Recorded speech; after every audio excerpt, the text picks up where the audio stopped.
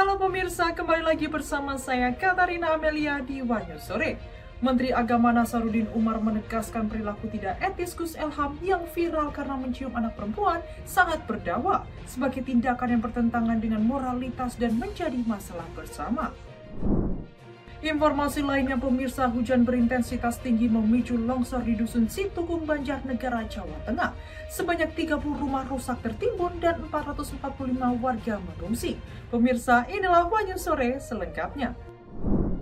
Ketua Umum Partai Solidaritas Indonesia Kaisang Pangarep menanggapi isu Jokowi akan gabung PSI. Kaisang tak memberi jawaban tegas dan justru meminta agar pertanyaan itu langsung ditujukan kepada Jokowi.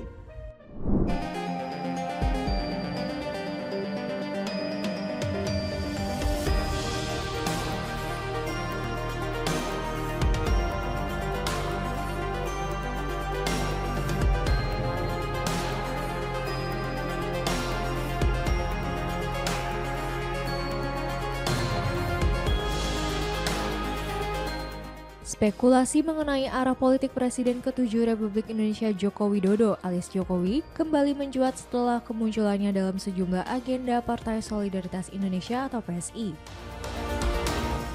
Ketua Umum PSI Kaisang Pangarep merespons kabar tersebut dengan sikap hati-hati. Ia tidak memberikan jawaban tegas dan menyarankan agar pertanyaan terkait status politik Jokowi ditujukan langsung kepada ayahnya itu. Kaisang menegaskan hal tersebut usai acara syukuran hari ulang tahun ke-11 PSI di kantor DPP PSI Jakarta Pusat Minggu 16 November malam.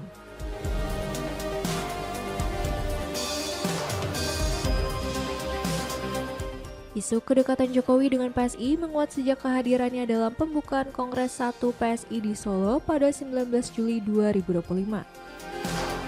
Dalam kesempatan itu, Jokowi menyatakan dukungan penuh dan komitmen untuk ikut bekerja keras demi kemajuan PSI. Pernyataan yang langsung memantik spekulasi mengenai langkah politiknya setelah tidak lagi menjabat sebagai presiden.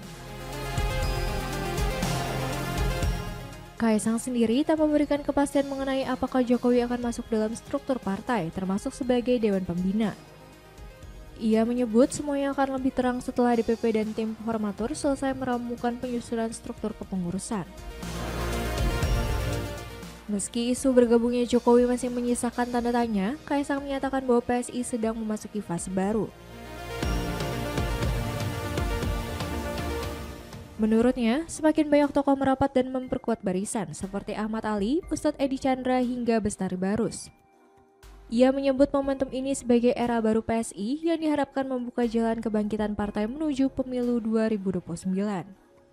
Kaisang juga menilai perubahan lanskap politik menjelang 2029 akan banyak dipengaruhi generasi Z dan perkembangan teknologi termasuk kecerdasan buatan atau AI. PSI, kata dia, mulai menyiapkan strategi untuk menghadapi kompetisi politik yang semakin digital. Mengenai target elektoral, Kaisang menyatakan PSI bersikap realistis namun tetap optimistis dapat lolos ke Senayan.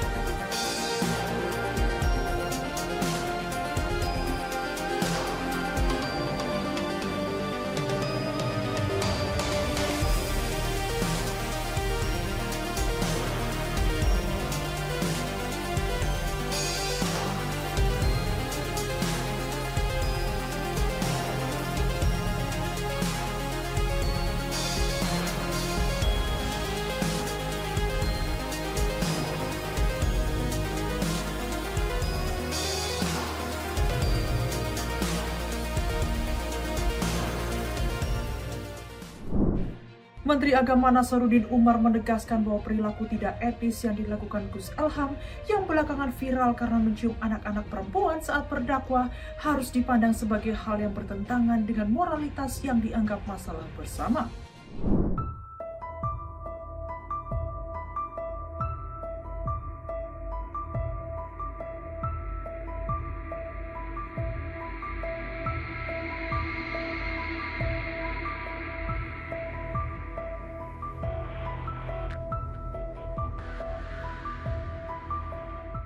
Menteri Agama Nasaruddin Umar angkat bicara terkait kontroversi perilaku pendakwa asal Kediri, Jawa Timur Elham Yahya Lukman atau Gus Elham.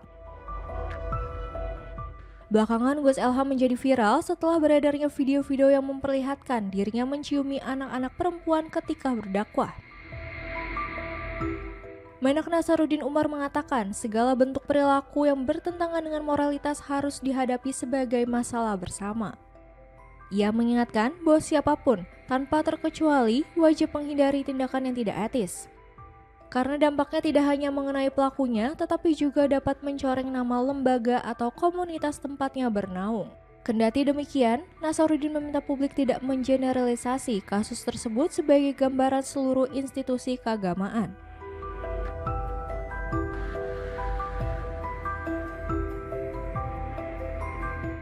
Menurutnya, persoalan seperti ini harus dipandang sebagai kasus individu dan ditangani secara khusus sesuai konteksnya. Ia menjelaskan bahwa Kementerian Agama terus berupaya memastikan lingkungan pendidikan dan keagamaan menjadi ruang yang aman. Salah satu langkah yang telah diterapkan adalah pembentukan tim pembinaan pesantren yang berfungsi sebagai forum bersama para pimpinan pesantren untuk mencegah berbagai bentuk penyimpangan di lembaga pendidikan. Setelah videonya menuai kecaman luas, Gus Elham menyampaikan permintaan maaf. Ia beralasan bahwa anak-anak dalam video tersebut berada di bawah pendampingan orang tua dan merupakan peserta rutin kegiatan pengajiannya. Kediri, 11 November 2025, jam 14.00 WIB. Dengan penuh kerendahan hati, saya Muhammad Ilham Yahya Al-Maliki secara pribadi memohon maaf yang sebesar-besarnya kepada seluruh masyarakat atas beredarnya video yang menimbulkan kegaduhan. Saya mengakui bahwa hal tersebut merupakan kekhilafan dan kesalahan saya pribadi. Saya berkomitmen untuk memperbaiki dan menjadikan peristiwa ini sebagai pelajaran berharga agar tidak mengulangi hal serupa di masa mendatang. Dan saya juga bertekad untuk menyampaikan dakwah dengan cara yang lebih bijak sesuai dengan norma agama, etika dan budaya bangsa serta menjunjung tinggi akhlakul karimah. Perlu kami sampaikan bahwa video yang beredar merupakan video lama dan telah kami hapus dari seluruh media sosial resmi kami. Dan perlu disampaikan juga bahwa anak-anak dalam video viral tersebut adalah mereka yang dalam pengawasan orang tuanya yang mengikuti rutinan pengajian saya. Namun demikian, saya tetap memohon maaf atas hal tersebut. Demikian permohonan maaf dan klarifikasi ini saya sampaikan, semoga Allah Ta'ala mengampuni kekhilafan kita semuanya dan senantiasa membimbing langkah kita di jalan kebaikan. Assalamualaikum warahmatullahi wabarakatuh. Sebelumnya, media sosial dihebohkan oleh cuplikan saat Gus Elham mencium sejumlah anak perempuan di atas panggung saat pengajian. Adegan tersebut disambut tawa jemaah yang menimbulkan kekesalan publik karena dinilai tidak pantas.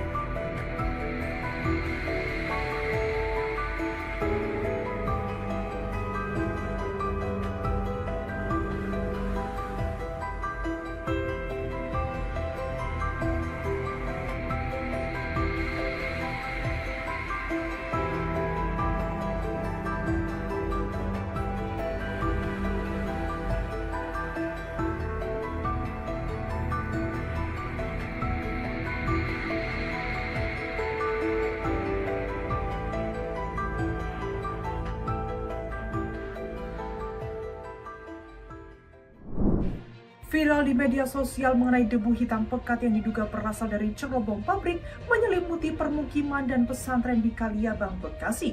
Warga mengeluh ISPA dan mendesak pemerintah bertindak tegas. Bertanggung jawab gitu.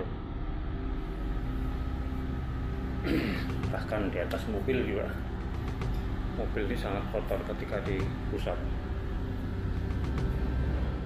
Heboh beredar video dugaan pencemaran udara berupa paparan debu hitam pekat yang melanda ribuan kepala keluarga. Mohon maaf kalau ada kemudian ada yang kurang berkenan. Terima kasih. Wassalamualaikum. Di wilayah Kaliabang, Kelurahan Pejuang, Kecamatan Medan Satria, Kota Bekasi, Jawa Barat. Beginilah rekaman video amatir warga yang memperlihatkan debu hitam pekat menempel di lantai dan hampir seluruh bagian rumah mereka di kawasan Kampung Kaliabang. Dalam narasinya, perekam menyebut tebalnya lapisan debu hingga membuat kedua tangannya langsung berwarna hitam saat menyentuh lantai. Peristiwa ini muncul pada Jumat 14 November pagi dan videonya viral di berbagai platform media sosial. Saat awak media mendatangi lokasi, paparan debu tidak hanya mengenai rumah warga, tetapi juga sebuah pondok pesantren yang berada tepat di tengah permukiman. Lantai serta bagian bangunan pesantren terlihat tertutup debu hitam hingga menimbulkan kekhawatiran para pengurus. Informasi di lapangan menyebut, debu ini diduga berasal dari cerobong beberapa pabrik besar yang memproduksi minyak goreng hingga sabun. Warga menduga asap pabrik tersebut berasal dari proses pembakaran batu bara yang digunakan pabrik-pabrik tersebut. Akibat paparan berhari-hari, sejumlah warga mulai mengalami gejala ISPA dan batuk ringan. Ketua RT 01 RW 04, Syahbudin, membenarkan kondisi tersebut dan mengatakan rumahnya turut terdampak. Ia juga menyayangkan belum adanya tindakan tegas baik dari pemerintah maupun pihak perusahaan. Ya benar-benar banyak juga kejadian di warga saya itu yang kakinya asal dicuci baru dicuci udah hitam lagi, dicuci lagi keluar lagi hitam lagi. Ini kata warga saya, ada apa ini Pak? Ya mungkin ya debu di jalan atau di limbah polusi. Ini polusi, kata saya sih polusi dari pabrik. Iya. Ya kalau banyak yang sangka mie sedap, tapi selama ini di warga saya tidak ada kompensasi nih Pak dari perusahaan terkait itu. Belum ada tinjauan gitu ya dari pabrik. Di saya, dari kalau dari pemerintahnya juga? Ya belum juga di saya. Belum ada juga tinjauan. Itu biasanya munculnya di pagi, sore atau malam? Pagi biasanya pagi. Pagi. Pembakarannya malam mungkin. Mungkin pembakaran malam itu.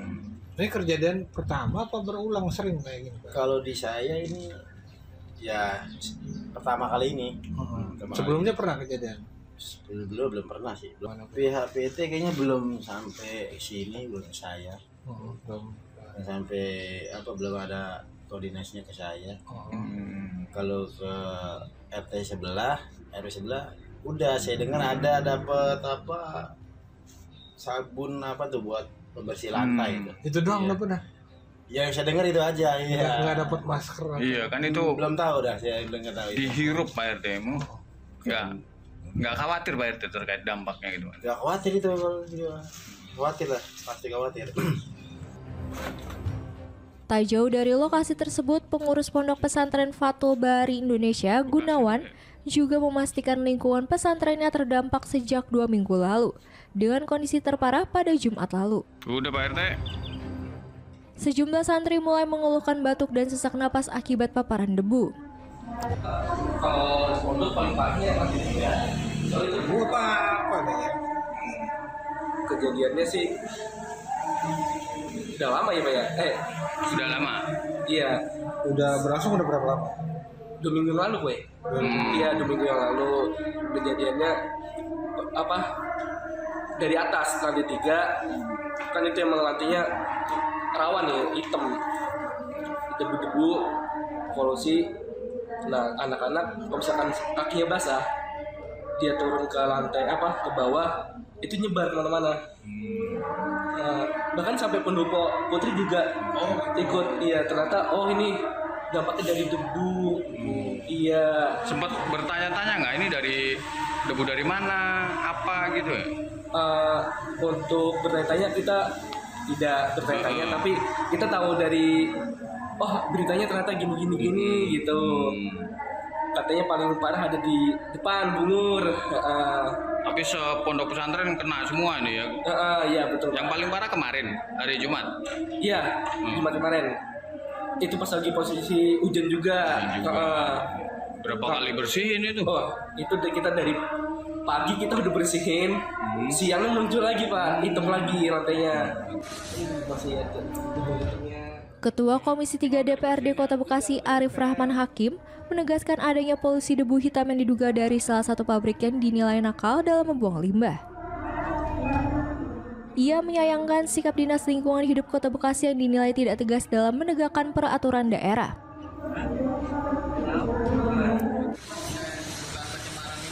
Ya memang sudah beberapa hari ini viral lah ya terkait persoalan pencemaran lingkungan memang adanya di lingkungan saya. Dan memang saya masih satu lingkungan di Pejuang dengan Satria. Dan ini berdampak sangat-sangat ramai kepada masyarakat. Ya kita khawatir menjadi satu penyakit yang sangat berbahaya di lingkungan. Ini salah satu perusahaan kita sebutlah BKP. Ini perusahaan ini memang beberapa kali kita sudah ambil videonya, sudah ambil gambarnya. Dan memang dulu juga sering juga membuang limbah ke kali, terus udaranya juga nyengat lewat sana. Saya berharap ada ketegasan dari DLH ya. Tentunya dari DLH, tadi saya sudah komunikasi DLH.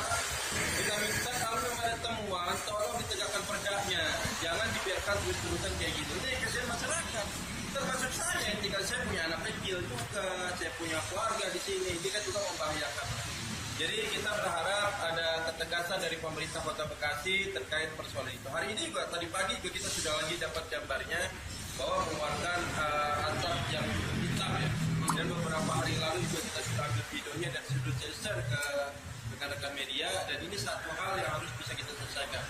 Karena tidak boleh ini terus-terus terjadi gitu. Kasihan masyarakat mengalami hal seperti ini sementara tidak ada kompensasi tentang penyuluhan kesehatannya, tentang kebersihan lingkungannya, dan ini salah satu pabrik yang sangat terbatas yang lihat terhadap masyarakat lingkungan. Bang, ini kan kejadian berulang. Dalam arti LH udah pernah bertindak, cuma terlihat lemah. Gimana ya? Saya sudah sering bantu dari zamannya Pak Kadisnya, Pak Yaya, terus Pak Yudi, kita sudah ambil tegasan, minta kepada mereka untuk tegas terhadap perusahaan yang seperti ini. Ini tidak boleh dibiarkan gitu.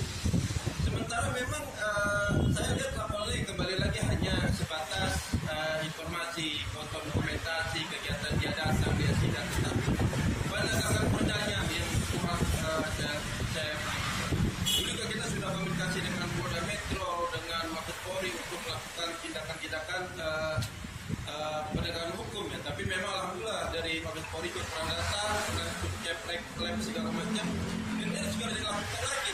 Mungkin dulu pernah sempat bagus ya, situasi udaranya bagus, tapi ini timbul lagi. Saya berharap yang terdekat itu pemerintah Kota Bekasi bisa tindakan yang agresif ya terhadap persoalan yang merugikan masyarakat. Warga mendesak pemerintah segera mengambil tindakan tegas terhadap pabrik-pabrik yang tidak mematuhi aturan lingkungan dan menyebabkan kerugian kesehatan serta kenyamanan masyarakat.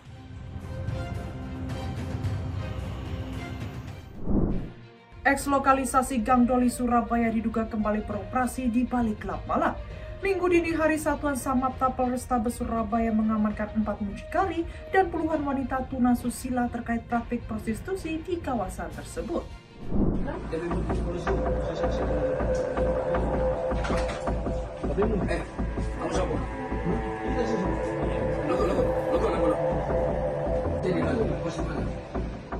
Eks-lokalisasi di Gang Doli, Surabaya, Jawa Timur, diam-diam bangkit lagi dan masih beroperasi di gelap malam.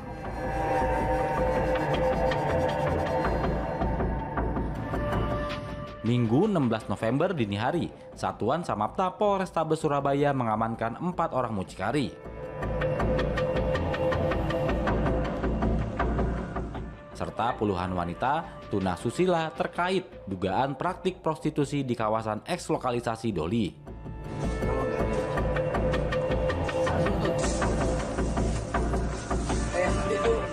Saat penggerebekan, petugas mendapati pasangan sedang berkencan di kamar pada Sabtu 15 November 2025 malam.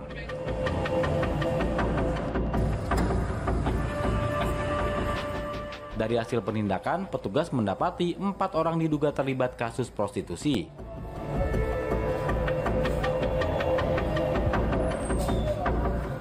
Mereka diduga melanggar pasal 46 dan atau pasal 37 Peraturan Daerah Kota Surabaya Nomor 2 Tahun 2020 tentang Ketertiban Umum dan Ketentraman Masyarakat.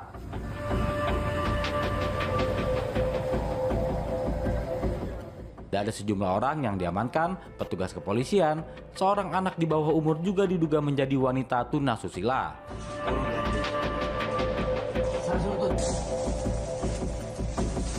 Itu dibawa ke tempat saya. Dari tangan mereka, petugas menyita alat kontrasepsi berupa kondom serta handphone yang digunakan untuk transaksi.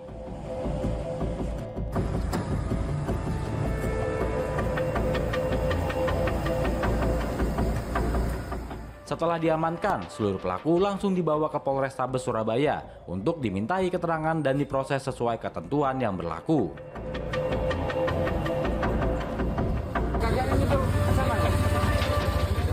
Baik, dapat saya jelaskan, tadi malam sama Polrestabes Surabaya melakukan tindakan praktek prostitusi di Gang Doli, Surabaya, tepatnya Jalan Putar Jaya Timur. Kebetulan kita amankan 4 orang, 2 mucikari dan 2 pekerja seks komersial.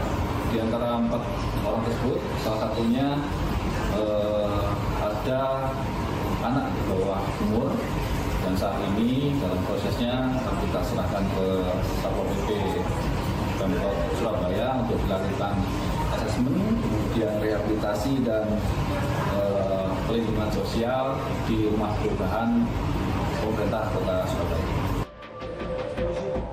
Polrestabes Surabaya menegaskan bahwa penindakan akan terus dilakukan.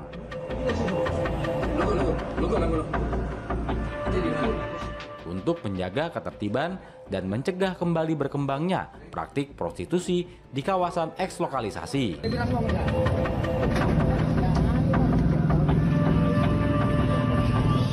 Masyarakat diimbau untuk terus melaporkan jika menemukan aktivitas yang melanggar aturan. Hujan dengan intensitas tinggi mengakibatkan terjadinya longsor di Dusun Situkung, Banjarnegara, Jawa Tengah. Sebanyak 30 rumah rusak tertimbun dan 445 warga saat ini mengungsi. Detik-detik kepanikan warga sempat terekam kamera warga.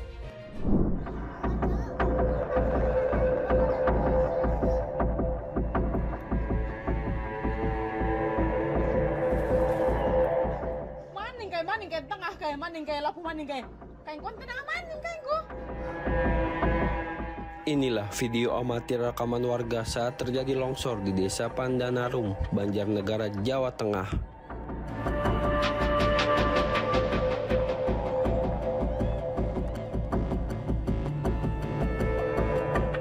Tebing dengan ketinggian lebih dari 150 meter longsor menerjang permukiman warga.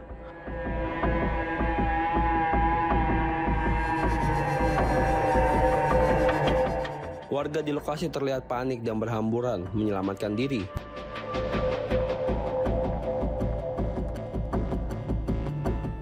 Data awal dari Badan Penanggulangan Bencana Daerah atau BPBD Banjarnegara mencatat 30 rumah rusak akibat terjangan longsor.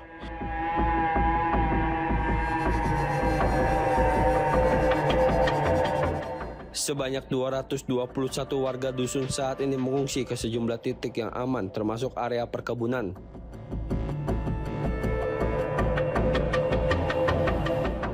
BPBD masih menyisir lokasi untuk mencari warga yang diduga masih terjebak.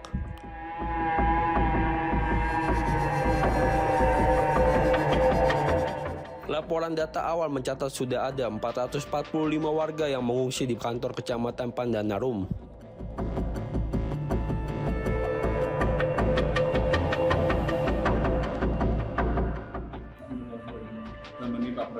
Oke.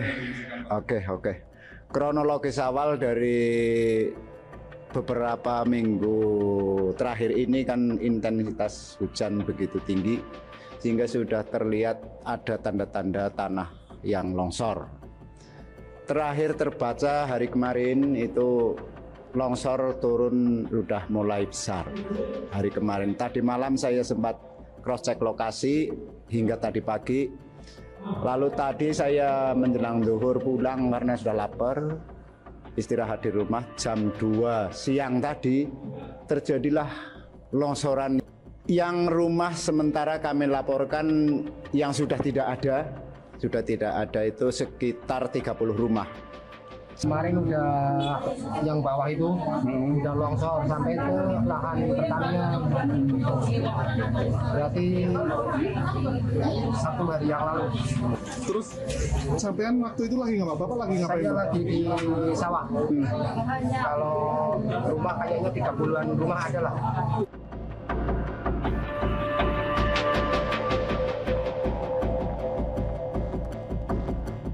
Kondisi di lokasi saat ini masih berbahaya karena tanah masih mengalami pergerakan.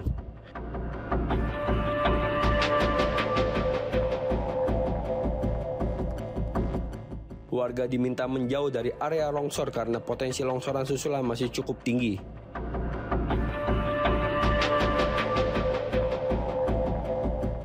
Hingga kini kondisi tanah masih terus bergerak.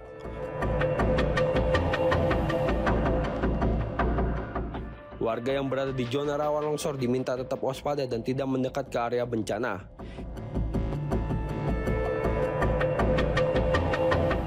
Akibat kejadian ini tercatat 30 rumah tertimbun longsor, 27 warga belum diketahui keberadaannya, 194 rumah terdampak dan 671 warga mengungsi.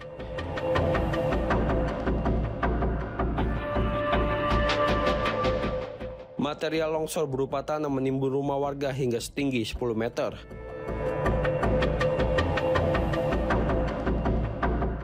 Dalam peristiwa ini, 1 orang dinyatakan meninggal dunia dan 10 warga mengalami luka-luka.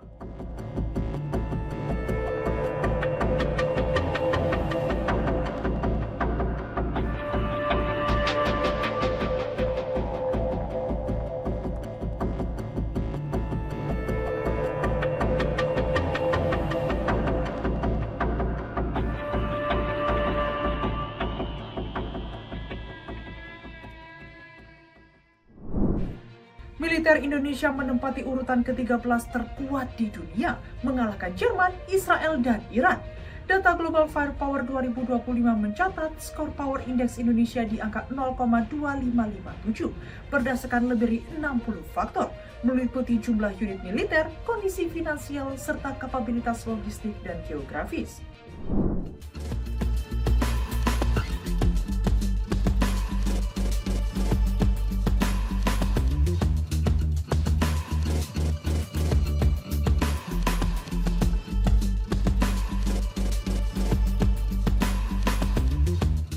Militer Indonesia menempati peringkat ke-13 dalam daftar kekuatan militer dunia versi Global Firepower atau GFP 2025.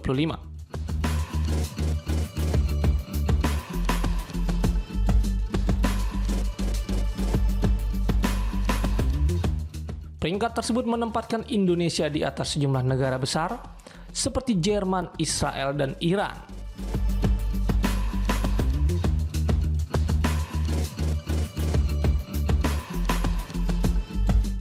Berdasarkan laporan GFP, Indonesia memperoleh skor Power Index 0,2557 yang dihitung melalui lebih dari 60 indikator.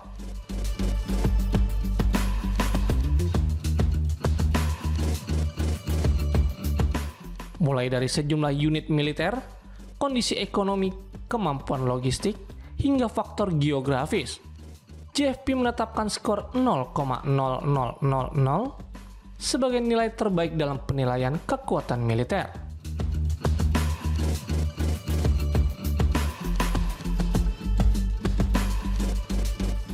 Keunggulan Indonesia dalam daftar tersebut salah satunya ditopang oleh jumlah personel militer yang mencapai sekitar 1.050.000 orang.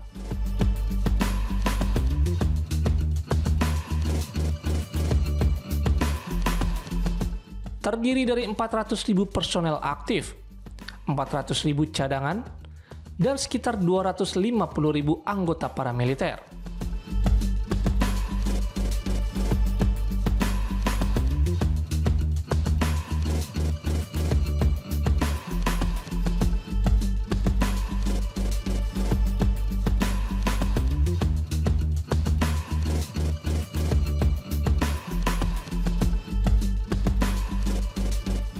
Selain itu, Indonesia tercatat memiliki 459 unit pesawat, lebih dari 20.000 kendaraan lapis baja, serta 331 kapal perang.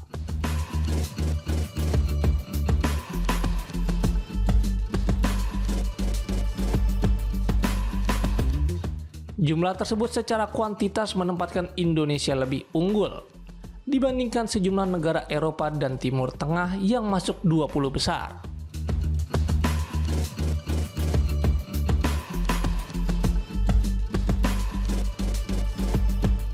Sebagai perbandingan, Jerman memiliki skor Power Index 0,2601 dengan total personel militer sekitar 215.600 orang.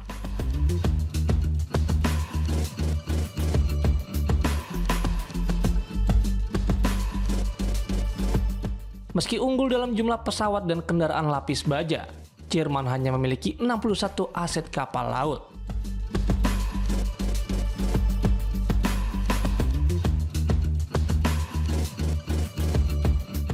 Sementara itu Israel dengan total personel sekitar 670.000 dan kekuatan udara yang lebih besar dari Indonesia, tercatat memiliki jumlah kendaraan lapis baja serta aset laut yang lebih sedikit.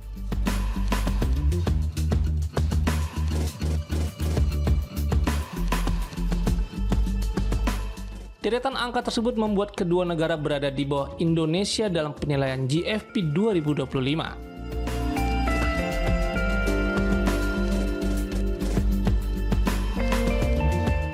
Sejumlah pengamat menilai bahwa metodologi GFP menggambarkan kekuatan konvensional dari sisi kuantitas dan kemampuan dasar militer, tanpa memasukkan senjata nuklir atau kapabilitas strategis lainnya.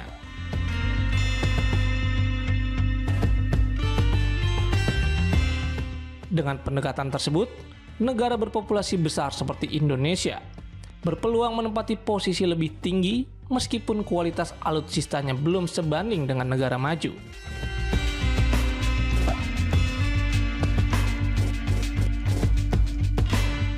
GFP menegaskan bahwa ukuran populasi dan skala militer sering menjadi faktor penting dalam penentuan peringkat secara keseluruhan.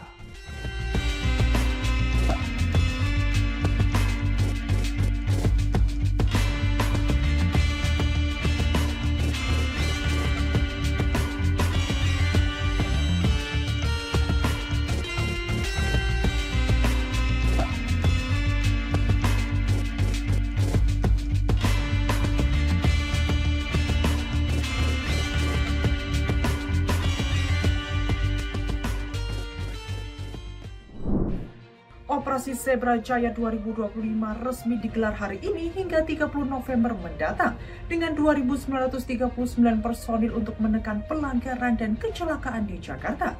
Penindakan akan berfokus pada 11 pelanggaran prioritas seperti helm, kecepatan, balap liar, dan plat khusus.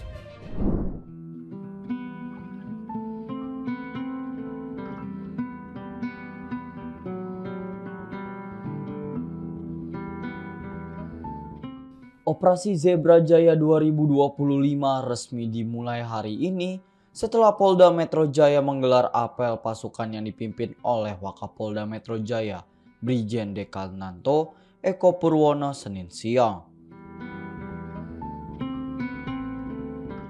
Operasi akan berlangsung selama 2 pekan untuk menekan pelanggaran dan kecelakaan di ibu kota.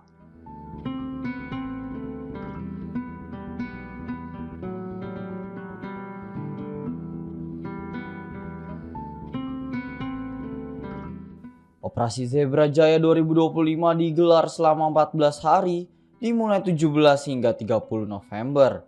Mengerahkan sedikitnya 2.939 personel gabungan dari Polri, POM TNI, Dinas Perhubungan, serta berbagai pemangku kepentingan.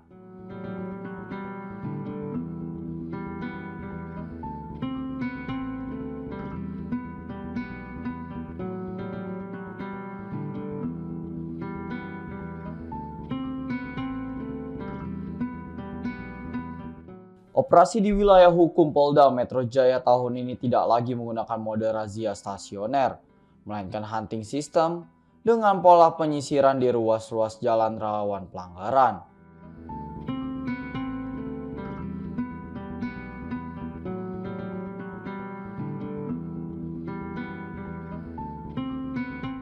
Pengawasan juga diperkuat melalui 127 titik etle statis, dibarengi etle mobile, yang bisa mengcapture pelanggaran dari arah depan dan belakang. Target operasi meliputi 11 prioritas, diantaranya penggunaan helm, pengendara di bawah umur, pelanggaran batas kecepatan, TNKB tidak sesuai ketentuan, balap liar, hingga penyalahgunaan plat diplomatik serta plat TNI dan Polri.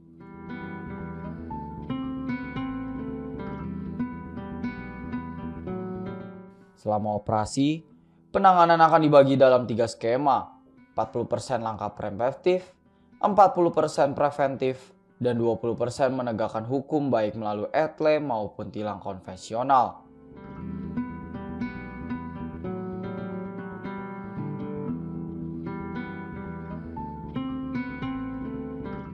Polda Metro Jaya berharap operasi Zebra Jaya 2025 mampu menekan pelanggaran, menurunkan angka kecelakaan, dan meningkatkan kepatuhan masyarakat berlalu lintas di ibu kota.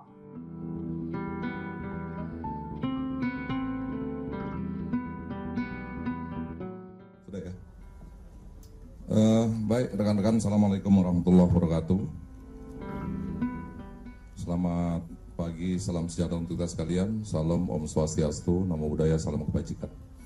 Rekan-rekan, baru saja kita melaksanakan kegiatan apel gelar pasukan Operasi Zebra Jaya 2025 yang akan digelar selama 14 hari ke depan, mulai dari hari ini sampai dengan tanggal 30 November nanti. Untuk diketahui bahwa operasi ini selain dari operasi cipta kondisi menjelang pelaksanaan operasi lilin ataupun operasi Nataru yang tidak berapa lama lagi juga akan digelar di penghujung tahun ini. Selain daripada itu, mendasari dari berbagai fenomena yang tentunya tadi sudah disampaikan oleh Inspektur Apel, bahwa pelanggaran yang terjadi sampai dengan periode bulan Oktober tercatat 500.000 lebih pelanggaran, mengakibatkan sebanyak 11.000 lebih kasus kecelakaan di Jakarta dan berdampak terhadap 600 lebih korban meninggal dunia. Data di Jasara Harja juga cukup memprihatinkan. Sampai dengan Oktober sudah 100 miliar lebih anggaran yang sudah dikeluarkan untuk pembayaran santunan terhadap korban kecelakaan lalu lintas, baik meninggal dunia, luka-luka, dan lain sebagainya. Oleh karena itu, dalam operasi Zebra Jaya selama 14 hari ke depan, Polri bersama-sama dengan rekan-rekan dari POM TNI, Dinas Perhubungan, kita akan gelar kekuatan personil sebanyak 2.939 yang akan digelar di seluruh wilayah,